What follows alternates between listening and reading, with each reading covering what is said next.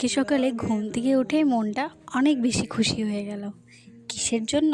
দাঁড়াও বলছি, তার জন্য পুরো ব্লগটা কিন্তু দেখতে হবে। তো hello everyone and again welcome back to my another mini blog. আজকে অনেক দিন পর আবারও আমি চলে এসেছি তোমাদের সাথে নতুন একটা ভিডিও নিয়ে।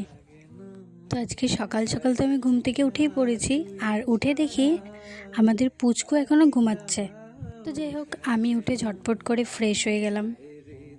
ফ্রেশ হয়ে প্রতিদিনের মতন আমি ফার্স্টেই খেয়ে নিলাম জল, অ্যান্ড তারপর আমি আমার ব্রেকফাস্ট করে নিই কমপ্লিট। ব্রেকফাস্ট কমপ্লিট করে ঝটপট করে লেগে পড়ি বাড়ির কাজে।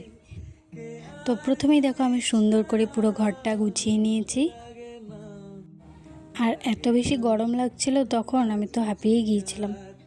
তো যাই হোক, ঘর গোছানো কমপ্লিট করে তারপর আমি ঘরটা পরিষ্কারও করে নিলাম, মানে ঝাড়ু দিয়ে দিলাম পুরো ঘরটা সুন্দর করে। তারপর আমি চলে আসি আরেকটা রুম পরিষ্কার করতে। ফার্স্টেই এই রুমেরও বিছানার চাদরটা চেঞ্জ করে নিলাম, অনেকটা নোংরা হয়ে গিয়েছিলো, তাই এই বেড কাভারটা পেতেছি এখন।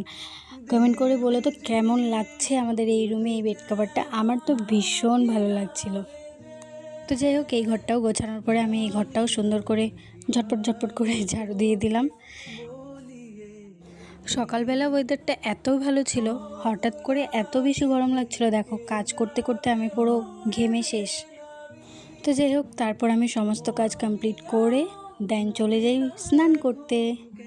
স্নান করে এসে লেগে পড়লাম পুজো দিতে। আর জানো তো, আজকে এত বেশি ফুল দেখে না আমি ভীষণ খুশি হয়ে গিয়েছি। তো দেখো, সুন্দর করে আমি পুজো দেওয়া করে নিলাম কমপ্লিট। তারপর পুজো টুজো দিয়ে একটু বসেছিলাম, আর ওইদিকে দেখো আমার মিনি রানিও ঘুমাচ্ছে গরমের জন্য। তারপরে আমি দুপুরের লাঞ্চ করে নিই কমপ্লিট। আজকের মেনুতে ছিল ডাল, আলু সিদ্ধ আর সয়াবিনের তরকারি। আর এই যে ঘুম থেকে উঠেই আমার খুশি হওয়ার রিজন হচ্ছে এটা, আমার ছোট্ট গাছটাতে একটা ছোট্ট ফুল ফুটেছে, এটা দেখে আমি ভীষণ খুশি হয়ে গিয়েছিলাম। আর আশেপাশে আরও কলি আছে, কিছুদিনের মধ্যে এগুলোও ফুটবে, তার জন্য না আমি ভীষণ খুশি হয়ে গেছি এটা দেখে। তো যাই হোক, আজকের ভিডিওটা আমার এই পর্যন্তই।